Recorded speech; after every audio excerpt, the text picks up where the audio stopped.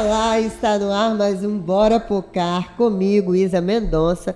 E você já sabe, esse é o podcast mais capixaba do estado do Espírito Santo. É por isso que a gente está aqui em Linhares hoje, pois é, a partir de agora o Bora Pocar vai passar a ir no seu município para dar visibilidade à sua marca, ao seu produto, ao seu negócio. E hoje nós temos uma convidada super especial, que é a Andressa, da Acentue Gestão Contábil e Empresarial. Andressa, seja muito bem-vinda. Obrigada.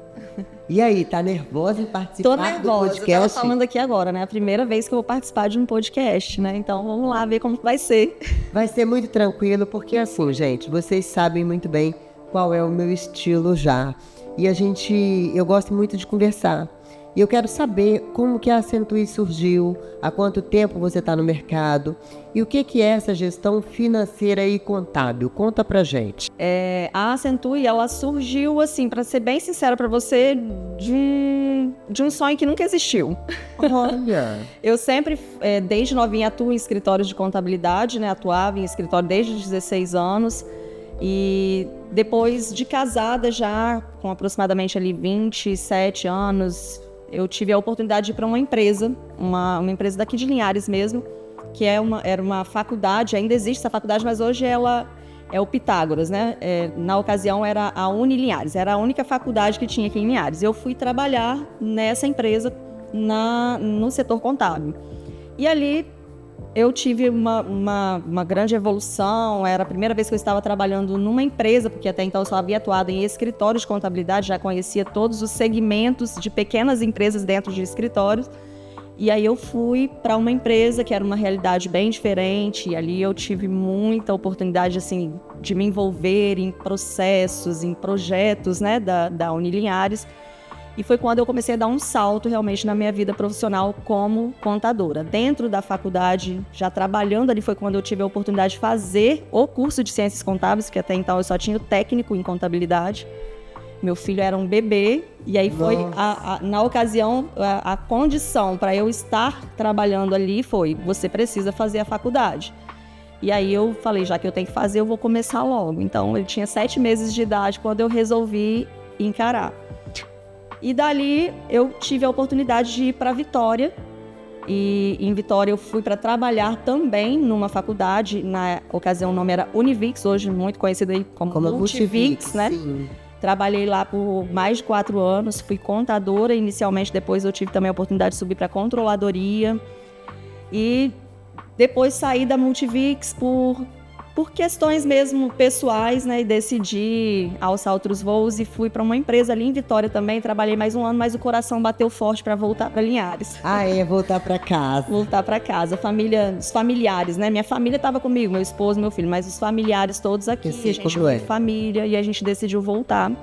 Agora, interessante que você está me contando é que você sempre fez parte ali, os números sempre fizeram parte da sua vida. Sempre. Eu comecei, na realidade, a trabalhar em escritório de contabilidade, mas antes eu trabalhei no escritório de advocacia do lado desse primeiro escritório de contabilidade que eu trabalhei. E eu era estagiária nesse escritório de advocacia, já trabalhando com números, porque era aquele escritório que fazia cobranças, então eu tive que aprender a fazer cálculos, né, para cobrar dos clientes. E quando eu estava saindo do estágio para uma proposta de emprego numa farmácia, olha só. Olha bem. Aí o advogado que tinha me dado a oportunidade no estágio bateu na porta da minha casa e falou: Andressa, eu sei que você está indo para um emprego, para uma farmácia, mas o escritório tal, do lado do nosso escritório ali, está precisando de uma pessoa e me perguntaram sobre você, dei boas referências e eles querem fazer um teste com você. E foi quando eu entrei para a área contábil. Menina, de lá não saí mais. Eu gosto, quando eu pergunto a alguém assim, o que você faz? A pessoa fala assim, sou engenheira. Ou então, eu sou contadora. Eu falo assim, que coisa linda. Porque os números sempre foram, assim, uma dificuldade na minha vida.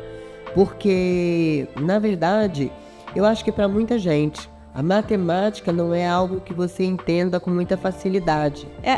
Tem também essa confusão, as pessoas às vezes fazem essa confusão, levando a contabilidade muito pro lado assim, dos números, né? Não é, mas só isso. Não é só isso, tem muita questão, a legislação mesmo, que fala mais alto. Então, antes dos números, a gente precisa interpretar as leis. Então, isso é o que fala mais alto dentro da contabilidade. Olha, isso daí é interessante. Não é simplesmente Não é cálculo. só cálculo. Olha, tá vendo? Gente, olha só. É por isso que eu falo, podcast é uma coisa muito legal, porque cada vez que você traz uma pessoa aqui, ela traz uma história da sua própria vida, que você nem sabe que aquilo ali faz tanto sentido. Eu não sabia que tinha tanta legislação assim. Muita legislação. Na verdade, a gente vive atrás de legislação. Eu estava até comentando agora com um colega, né? E é constante, assim, todos os dias é uma notícia diferente. A gente está aí com a reforma tributária, né? Então, todo dia tem algo novo ali que a gente precisa estar sempre muito antenado para poder... E eu tenho, assim, aquela preocupação de sempre munir os meus clientes de informação. Então, recebi uma informação, eu já crio uma lista de transmissão. Se for algo muito pontual, especificamente para um ou outro, a gente já vai... do prazo, a pessoa perde. É quase... Um exemplo disso foi na pandemia, né? Na pandemia, aquela situação toda de rever os contratos de trabalho, de suspensão, né? E aí a gente tinha pouquíssimo tempo para orientar o cliente, ele tomar a decisão do que ele ia fazer. Então, foi aquela correria, uma loucura e, por incrível que pareça, assim, sobrevivemos. Graças a Deus, nem me fale da pandemia. Foi difícil. Agora vamos voltar a falar dos números. Você acha que faz falta a gente ter uma educação financeira? Então, total. Assim, eu inclusive tenho trabalhado muito isso, essa cultura com os meus clientes, e aqui especificamente na região de Linhares a gente tem tido algumas oportunidades assim, de trazer palestras, né, e desenvolver alguns trabalhos voltados para a consultoria nessa área de finanças para empresas. Eu não trabalho muito com finanças pessoais, né, embora eu ainda receba muitas pessoas com dúvidas e a gente acaba ajudando, mas o meu foco realmente são empresas.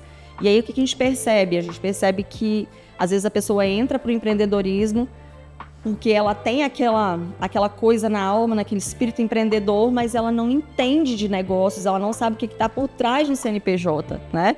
E aí, quando chega no escritório eu quero empreender, eu já tenho um negócio formado, mas eu preciso formalizar isso, né? O que eu preciso fazer? O que vai acontecer daqui para frente? Aí eu já conto toda a historinha.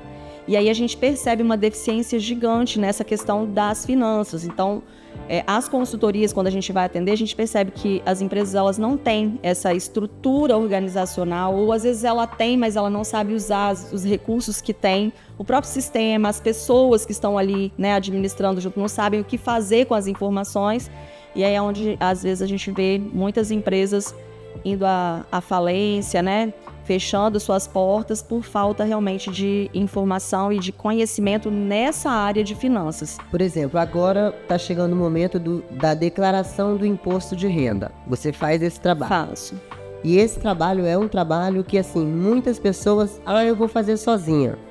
E não consegue fazer e acaba caindo na malha fina por pouca coisa. Então, inclusive eu também ministro curso de imposto de renda, já ministrei um esse ano. Aí, ó, você que está nos assistindo já sabe, se você quer aprender, já começa a seguir aí a Acentue, porque depois você vai entrar em contato direto com a Andressa para fazer esse curso. Você já tem um aí que está em andamento, daqui a pouco a gente vai soltar os spoilers aí das datas, tudo direitinho. Mas... essa questão do imposto de renda, voltando aí pro empresário, né? O que a gente percebe muito, e eu lido muito com pequenas empresas. O meu escritório, eu acabei não terminando de contar a historinha, né? Mas quando eu abri o escritório, foi como eu já tinha essa experiência com escritórios de contabilidade, que atendia pequenas empresas, e eu também vivi essa experiência dentro de grandes empresas. Eu olhava aquela situação da grande empresa, toda aquela organização, e eu olhava para o pequeno e falava, gente, por que o pequeno não entende que ele paga os mesmos impostos, às vezes até mais, porque grandes empresas elas têm muitos incentivos do governo, né? Então, pagam tantos impostos, tanto quanto a empresa de médio e grande porte. Por que ela acha que ela tem que fazer as coisas tudo de qualquer jeito, tem que deixar tudo desorganizado? Então, a pegada foi, eu quero atender os meus clientes com foco nas micro e pequenas empresas, mas ensinando esses empresários a crescerem de forma organizada.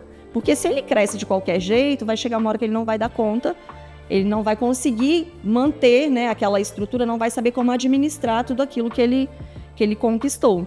E aí, às vezes, é onde a gente vê, alguns acabam permanecendo por sempre deu certo e vai levando, né? Deu certo até aqui, vou levar do jeito que tá. Mas a maioria dos casos que a gente está percebendo aqui, as pessoas realmente estão preocupadas e estão buscando ajuda. Não, eu não posso continuar do jeito que eu tô. Senão vai chegar uma hora que eu vou perder o fio da meada aqui e eu não vou mais conseguir. Então você sente que as pessoas estão procurando mais, procurando aprender mais, buscar mais informação, principalmente relacionada a essa parte da administração mesmo da empresa, o que envolve essa questão das finanças.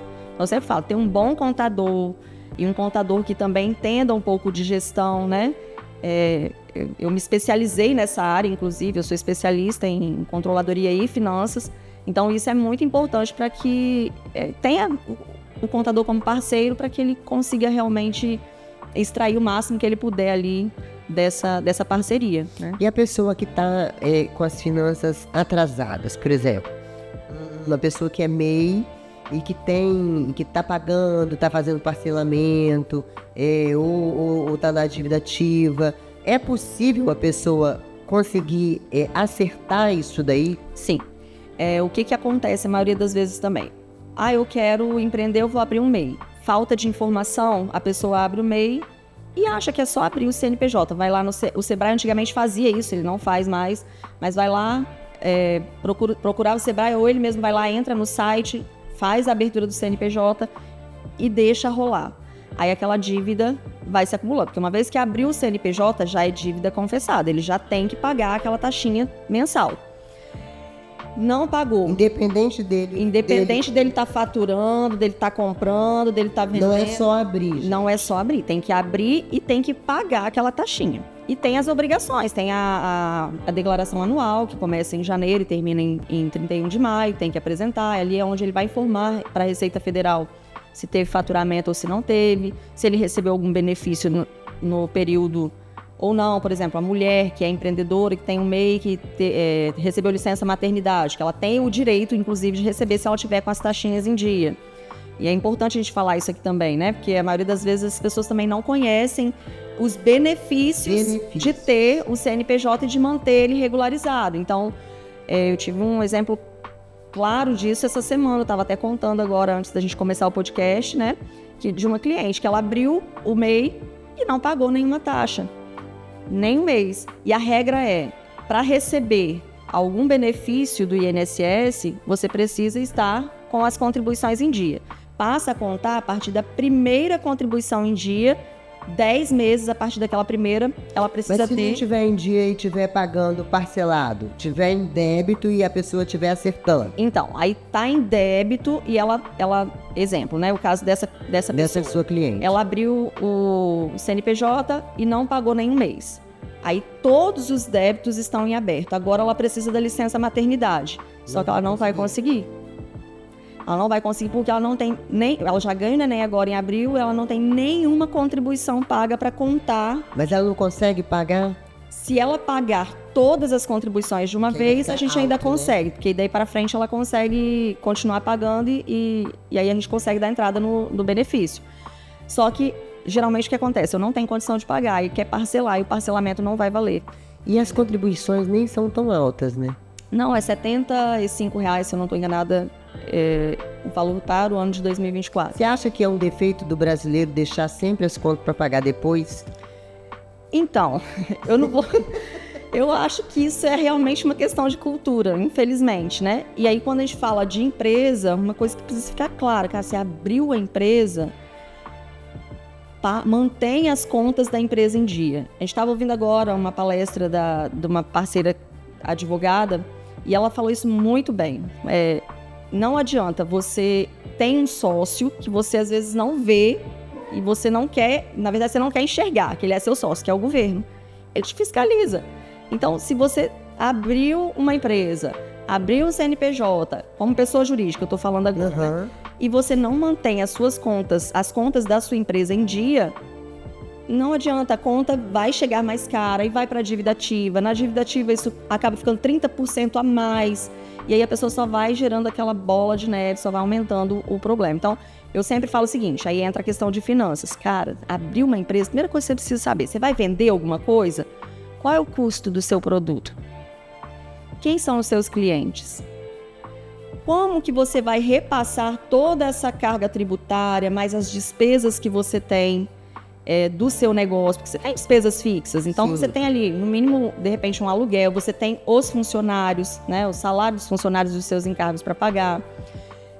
Toda essa estrutura tem um valor que você precisa agregar ao preço do seu produto para você repassar para o consumidor final, junto com a sua margem de lucro. Se ele faz essa conta, ele consegue enxergar se o negócio dele está viável, se não está, se ele vai ter lucro, o lucro que ele espera ou não, ou se ele vai ter que diminuir um pouquinho a margem dele para ele conseguir colocar aquele produto no mercado, para ele conseguir vender, né, para os seus clientes de forma estratégica. Mas o que acontece na prática? Eles começam o negócio sem fazer nenhuma conta nesse sentido, não se preocupam com esses detalhes. E aí eles reclamam de pagar o imposto, mas o imposto ele precisa ser repassado. E aí a gente sabe também que tem uma cultura, infelizmente, ainda no Brasil dessa concorrência desleal, porque às vezes tem aquele que trabalha certinho, que ele formalizou a empresa, que ele paga os impostos, e tem aquele que não faz nada disso e ele acaba vendendo o mesmo produto por outro valor. Só que é onde eu falo, você não está vendendo preço, você está entregando para o seu cliente valor. Então são estratégias que a gente adota aí dentro dessa consultoria administrativa e financeira para o cliente encontrar ali os caminhos para ele percorrer direitinho e manter o negócio dele girando, né? É muito interessante porque, assim, eu percebo que às vezes a pessoa que é organizada, ela consegue crescer e alavancar melhor do que aquela pessoa que é desorganizada. Isso sem dúvida. E aí você vê uma pessoa que às vezes é desorganizada e por pura sorte deu certo no mercado. E eu fico pensando assim, gente, o que faz o diferencial? Mas lá na frente, quando você vai ver, é cobrado a mesma coisa das duas pessoas, tanto a que é organizada quanto a que é desorganizada. Principalmente, por exemplo, numa hora da morte. Isso aconteceu na minha casa. O meu pai faleceu e deixou minha mãe, né? Só tinha eu de filha. E eu, na época, morava em Portugal, vim para o Brasil. E aí falei, gente, nós vamos ter que organizar tudo. E ele tinha pastas de 1972, com todos os documentos. Tudo organizado. Conta de água, de luz. Lá em Curitiba eles moravam. Tudo pago, apesar de ser débito em conta, vinha também pelo correio guardado, débito em conta. E eu falei, gente, mas pra que tanto papel? Aí ela fala, aí eu falei, nós vamos voltar pra Vitória, né? Tá. Aí ela, como é que a gente vai fazer pra levar isso tudo? Eu falei, a gente vai colocar fogo. Como colocar fogo? Eu falei, mamãe, depois de 5 anos, você não precisa mais guardar. Aí ela falou assim, não, mas o seu pai sempre fez questão de guardar. E fez mesmo, mas isso de certa forma foi, além de ser bonito, de ver tudo aquilo ali guardado, tudo. Cheque que ele recebeu de cliente sem fundo, promissória, tudo guardadinho. Ficou muito mais fácil pra gente resolver a vida. Com certeza. Porque que o medo dela, e eu acredito das pessoas até mais antigas, são o quê? Deu um bug, deu um problema, perdeu tudo no computador. Não confiam no papel. digital. Eles Mamãe não confiam. Ela não tem multibanco, não tem nada no celular, não trabalha com Pix, nada dessas coisas. Tem que ter papel. Passou o cartão, não é de aproximação, ela quer a notinha dela. Então, assim, é interessante porque é uma outra educação. Sim. Mas, ao mesmo tempo, você observa que foi muito bonito ver aquilo tudo organizado e como facilitou a vida da gente. Com certeza. Hoje a gente está com outra pegada aí, que é a pegada digital, não tem jeito, né? É um caminho sem volta.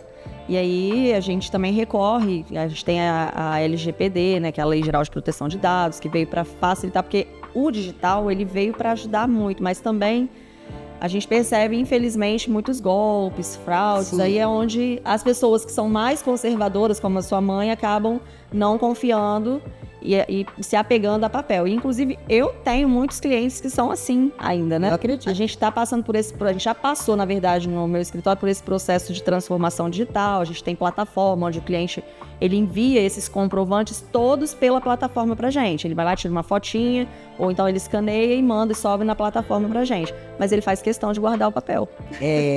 Eu só não recebo ele mais no escritório, mas tá lá guardadinho na empresa dele, entendeu? Aí de tempo em tempo, Andressa, eu posso já jogar fora? Pode. Por mim já podia ter jogado, já tá lá no digital, né? E de onde surgiu o Acentue? Então, o Acentue, na verdade, antes o nome era ACC, Assessoria Contábil Corporativa. E aí acabavam vinculando muito essa sigla ao meu nome, Andressa, que é Andressa Costa da Silva Cardoso, meu nome, né? Porque eu peguei o sobrenome do meu marido.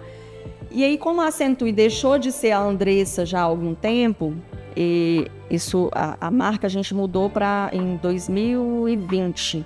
Na pandemia ali, a gente estava passando por esse processo. A gente deu um boom, graças a Deus, a gente cresceu, né? E aí eu falei, gente, a Acentue não pode continuar sendo vinculada a Acentue, não, no caso, você pode continuar sendo vinculada ao meu nome, não sou só eu, embora, querendo ou não, eu ainda seja a maior representatividade do escritório. Mas eu tenho uma equipe hoje, eu não faço nada sozinho, então eu preciso dar um sentido mais amplo para isso.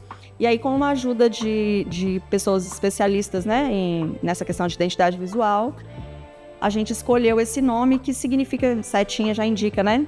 De crescimento mesmo. Eu gostei. Gostei muito da logomarca. E aí foi nesse sentido. Andressa, eu adorei nosso bate-papo. Gostou do seu primeiro podcast? Gostei, fiquei até à vontade. Achei que ia ser mais difícil, mas... Não, é legal. Porque assim, o mais gostoso é justamente você passar essas informações que quem está nos assistindo, quem está nos ouvindo, não conhece, não sabe. Sim. Né? E o bom é que não vai ficar só aqui em Linhares, está indo para o mundo todo, está no YouTube. E nós estamos aí com essa pegada digital, a gente atende clientes não só aqui em Linhares, né? Nós já atendemos muitos clientes em Vitória, na Grande Vitória, já temos clientes na Bahia, em Santa Catarina, olha que Brasília. Legal. Então, está acentuando no Brasil todo. Isso aí. Tá bom, obrigada pela sua participação. Eu que agradeço, estou muito satisfeita e feliz. A gente vai ficando por aqui, vocês acabaram de saber um pouco mais sobre a Acentue da Andressa e semana que vem a gente tá de volta.